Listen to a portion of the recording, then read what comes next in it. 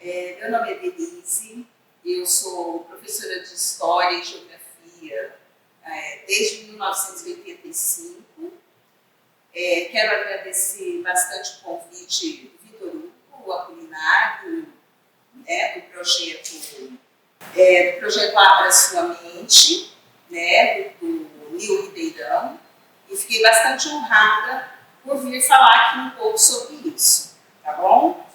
Eu, além de professora, eu sou militante feminista, negra, sou também conselheira estadual do Sindicato dos Professores do Estado de São Paulo, e juntamente com a professora Fátima Fernandes, que é uma militante histórica aqui de Ribeirão Preto, já falecida, nós formamos um coletivo de discussão das causas femininas, atuação na sociedade, e durante toda a sua aposentada como professora, e hoje eu atuo na rede privada de ensino, E acredito que participar das organizações dos trabalhadores e lutar, além de ser uma forma de você se tornar sujeito da sua história, da sua vida e na sociedade, você também evita um monte de problemas que hoje afetam a sociedade, como depressões e outras coisas. Quando você está na luta, isso é muito bom.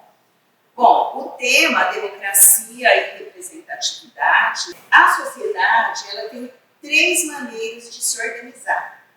Eu vou falar um pouco como professora de história, que a gente perde a oportunidade, Fiz um roteirinho aqui para eu não me perder e falar demais. Então, a sociedade pode se organizar dentro da democracia de 3 maneiras. Uma que são os partidos políticos. Eles agregam as classes sociais dentro da sociedade. A outra são os sindicatos. Os sindicatos também agregam os trabalhadores, que optam por participar dos sindicatos, de se organizar. E a terceira forma, que hoje eu acho que está bastante atuante na sociedade, sempre teve, mas hoje está com a exclusão que as pessoas têm dos partidos e dos sindicatos, a gente pode falar dos movimentos sociais, dos movimentos culturais e movimentos de diversos setores da sociedade, que é muito importante que as pessoas se agreguem e se organizem, porque sozinhos nós não somos nada, Então, vamos falar de democracia no Brasil. Mas que democracia? A democracia no Brasil ela é fruto dessa nossa história. Desde que o primeiro europeu pisou aqui na nossa terra, ele instalou um sistema de produção escravista. Esse sistema de produção, ele perdurou por mais de 350 anos e trouxe consequências muito graves. Nós temos muito mais tempo vivendo na escravidão do que na pseudo-liberdade que nós vivemos hoje. O professor Vladimir Safatli, ele é filósofo, escritor, professor da USP, então ele diz que essa formação da sociedade brasileira transformou os brasileiros como um todo em 2 grandes grupos. Os grupos que alcançam a condição de sujeitos dentro da sociedade. Quem são esses sujeitos? Os sujeitos, geralmente, eles são aqueles que têm acesso aos bens que a sociedade produz. Então, eles têm educação de qualidade, saúde, habitação, emprego, lazer, todo esse tipo de coisa. Esses acabam se tornando os sujeitos. Então, eles vão se tornar eleitores, vão se organizar em partidos ou vão apoiar esses partidos.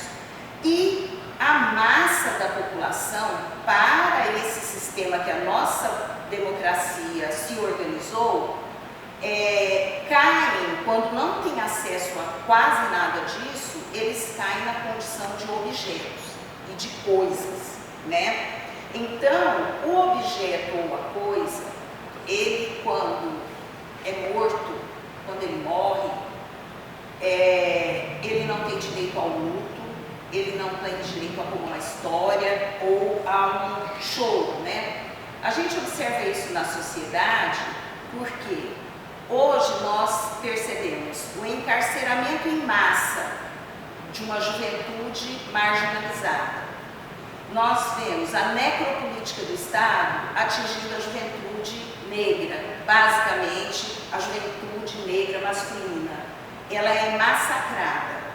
A gente ouve na televisão, de vez em quando, assim, uma criança da comunidade tal foi morta, o feminicídio então nem se fala. Agora essas pessoas, ou a sociedade como um todo, ela sai da frente do seu canal do YouTube, da televisão, da internet e esquece. Não tem essa população morta, vítima da necropolítica, ela não tem direito ao nome, ela não tem direito a reconhecimento como um sujeito social, certo? Então, o que acontece? Isso não é democracia. E o Estado brasileiro, desde a colonização até hoje, em nenhum momento, nem nos momentos em que o Brasil esteve sob o comando de partidos mais progressistas, que desenvolveram causas sociais, investiram mais, né, tiveram uma postura mais democrática, nem esses partidos mexeram com a estrutura da necropolítica no Estado brasileiro. Nem esses. Então, as Forças Armadas foram mantidas do jeito que elas são, e hoje com muito mais privilégios, até sempre tiveram. A Polícia Militar, uma aberração, certo? Dentro do Estado brasileiro.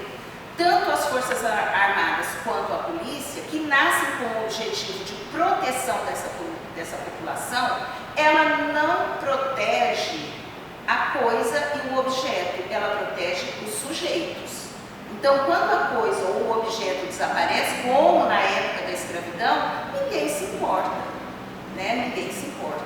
Essa é a democracia brasileira, né? A democracia em que eles se candidatam, eles ocupam cargos. Então, quem são os sujeitos de poder na nossa sociedade hoje?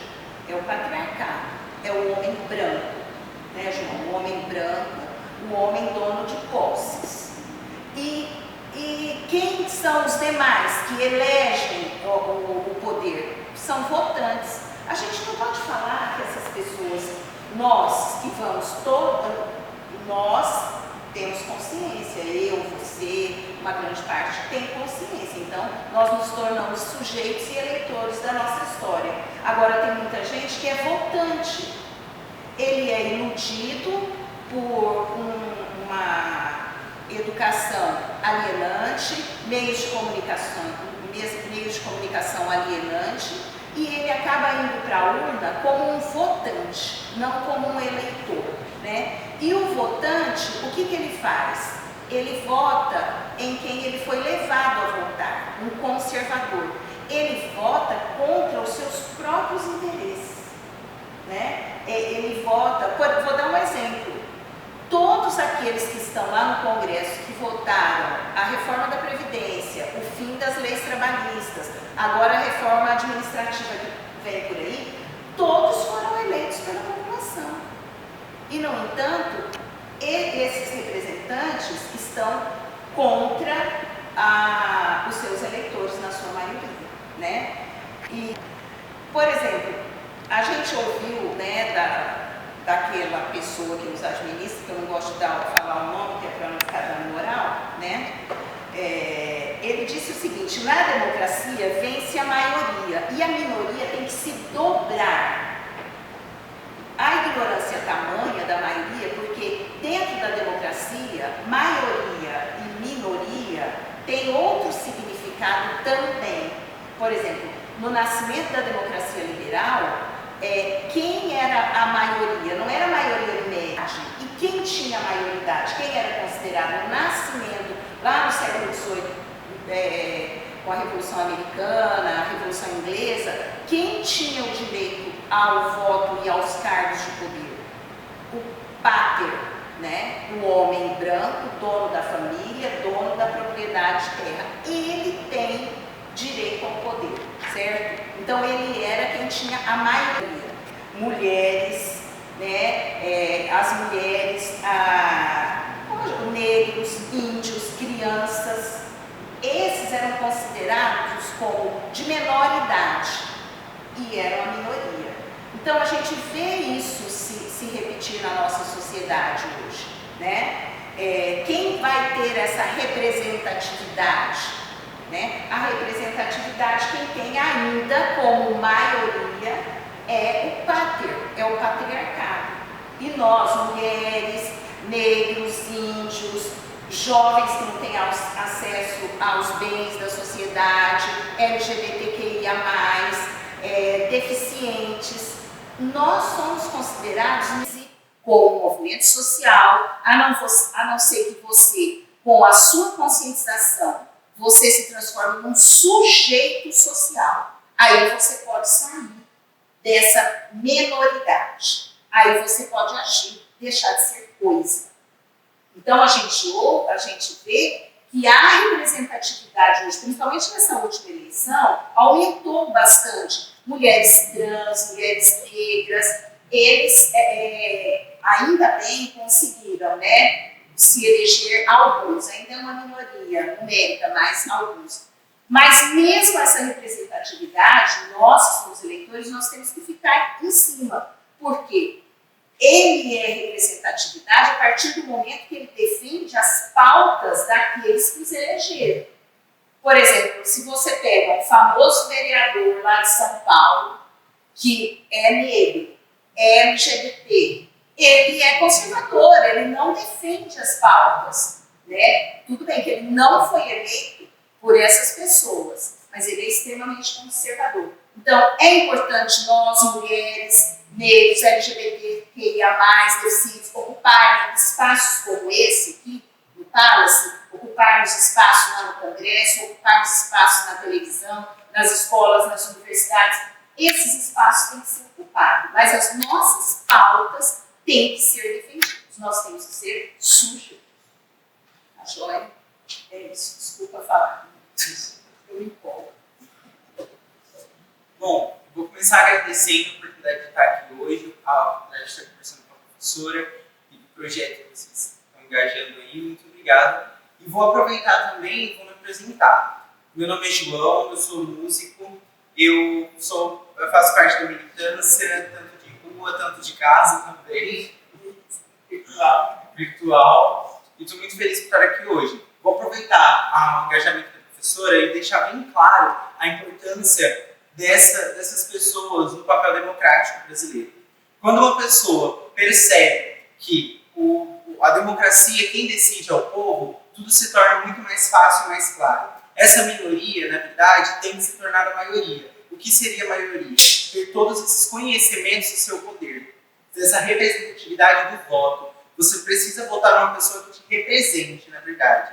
O governo atual hoje acho que, o mais catastrófico de todos os papéis democráticos que estamos vivendo até hoje. O maior regresso, acredito eu, que a gente está vivendo na atualidade.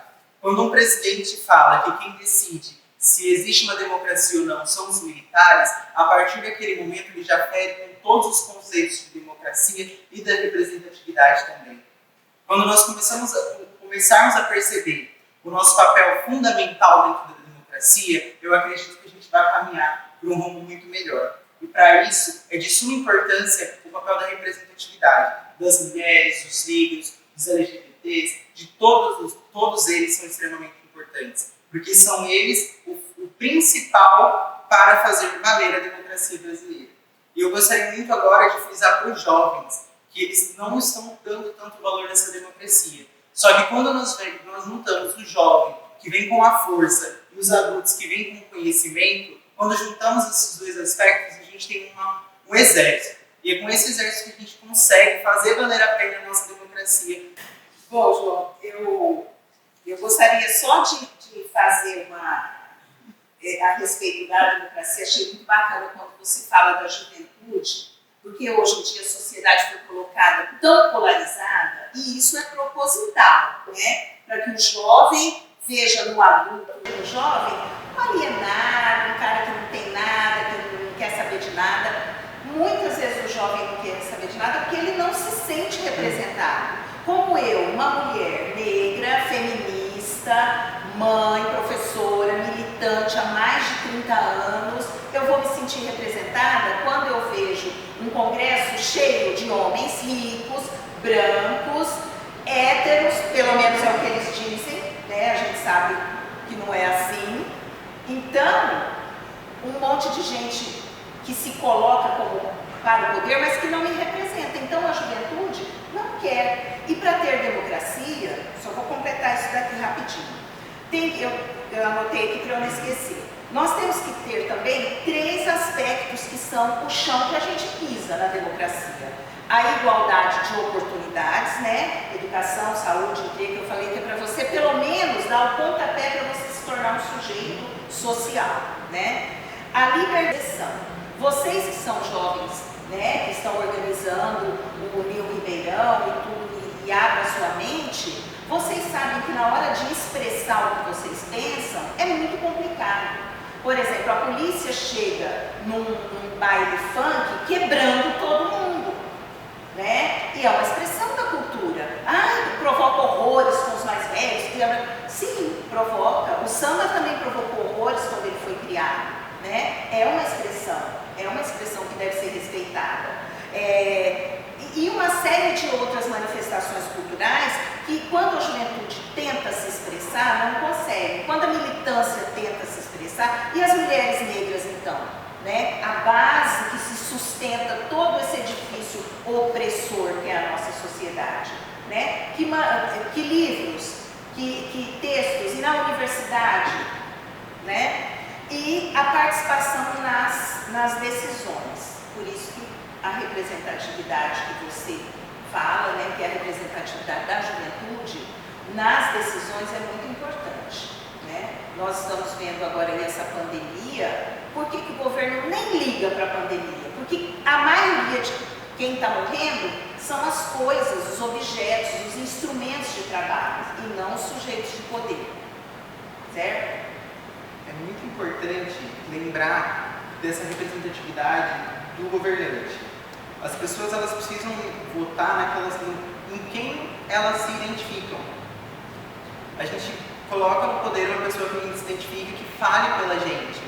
O governo atual, ele coloca umas pessoas contra as outras e ele faz o que ele quer. Isso é o maior ferimento da democracia, quando ele não pergunta o que o povo precisa ou o que o povo necessita.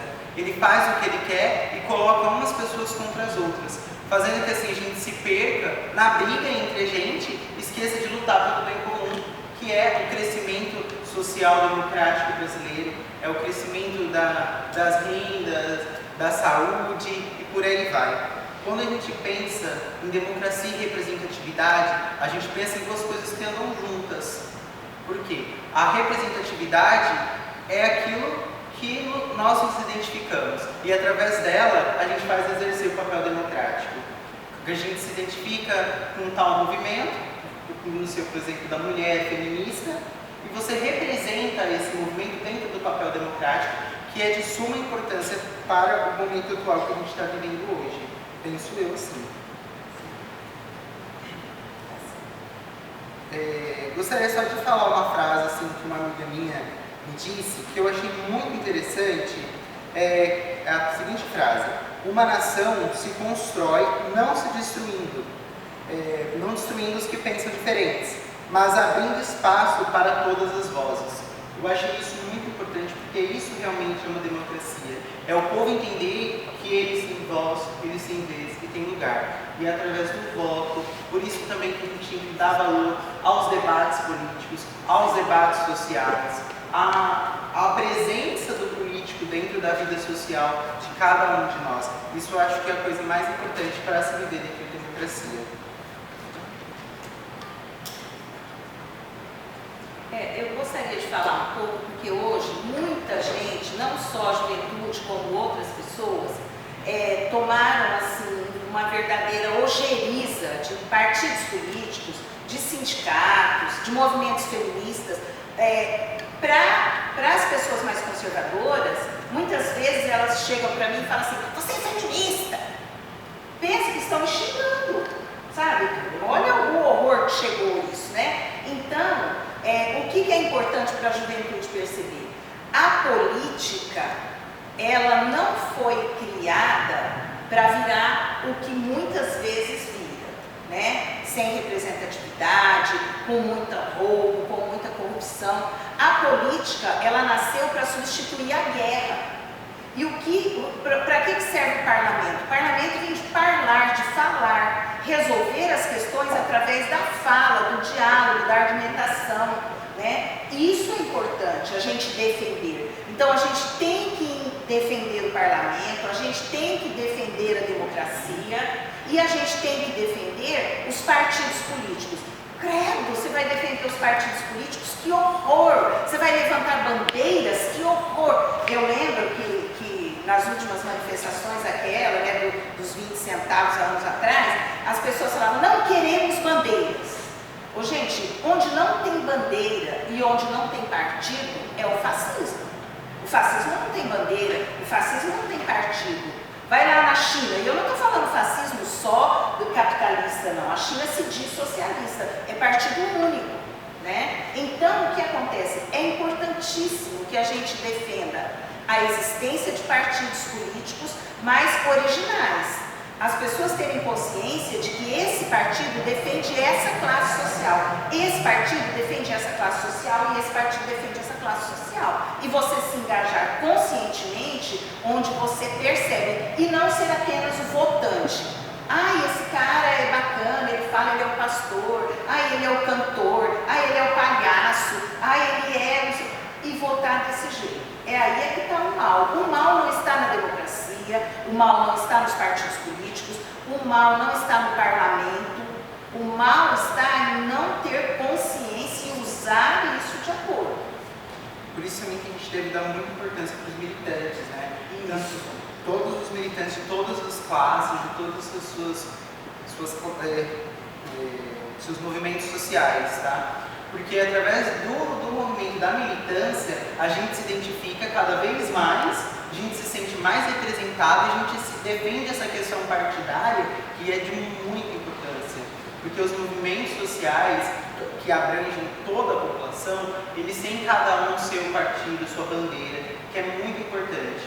Mas é mais bonito ainda eles se juntando por uma causa só, que é essa luta antifascista, todas as coisas ruins que a gente está vivendo hoje, que é lamentável.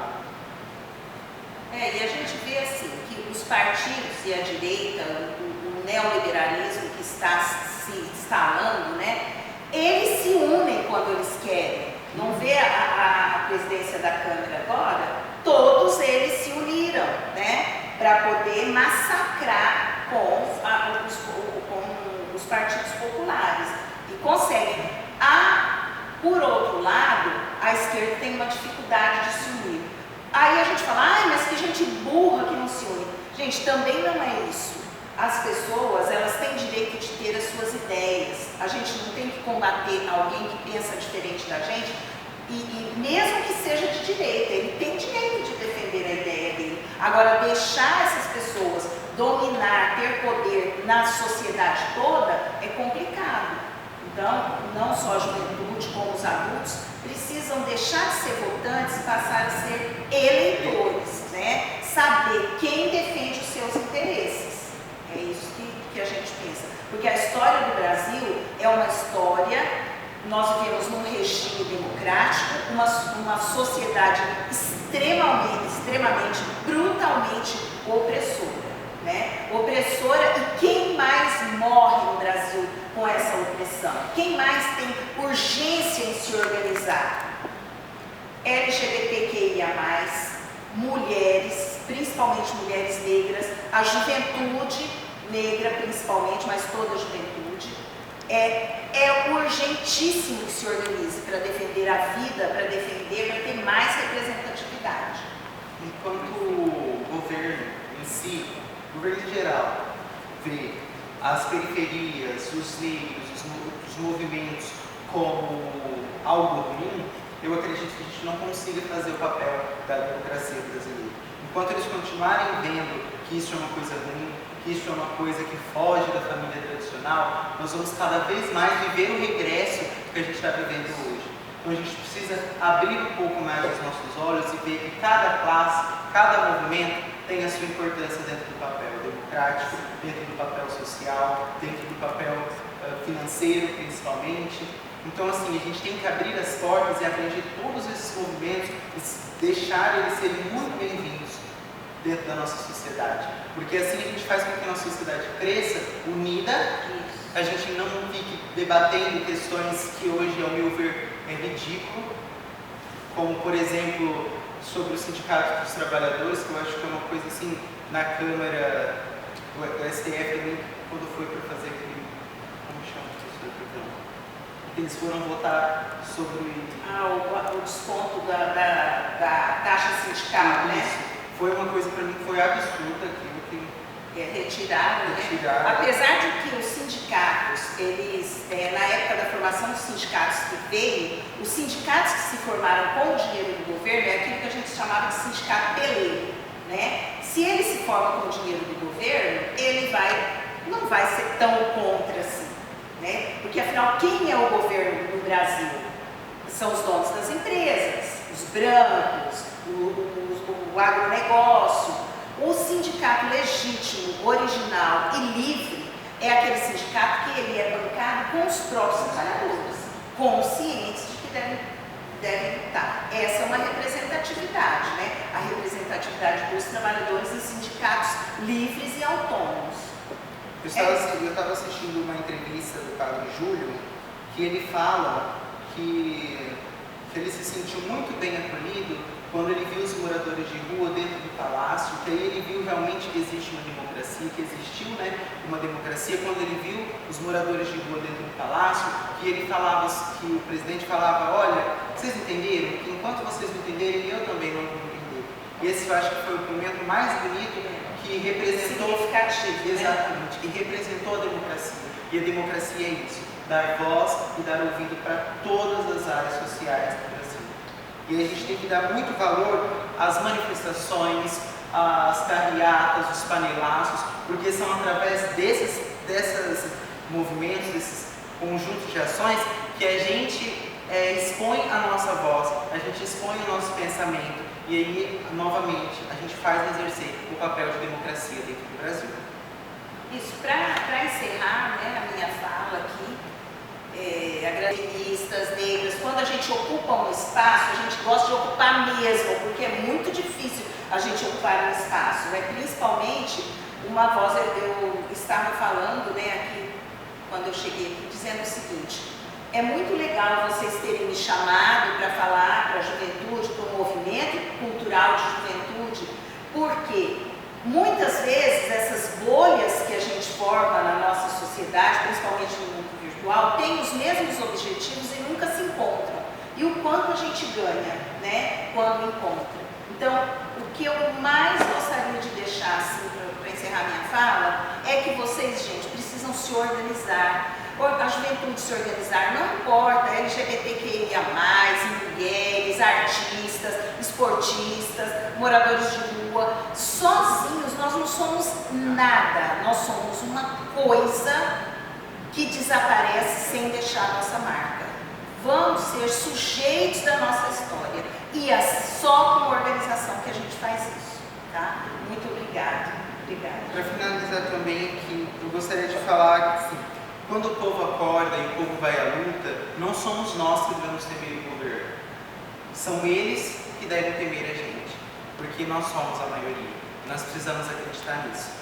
Gostaria muito de agradecer também esse espaço, a professora, o Vitor, a Nil Ribeirão. Muito obrigado mesmo por estar dando essa oportunidade de a gente falar. E deixar muito claro, a gente precisa lutar pelo que é nosso. O Brasil é nossa casa e a gente precisa lutar por ela.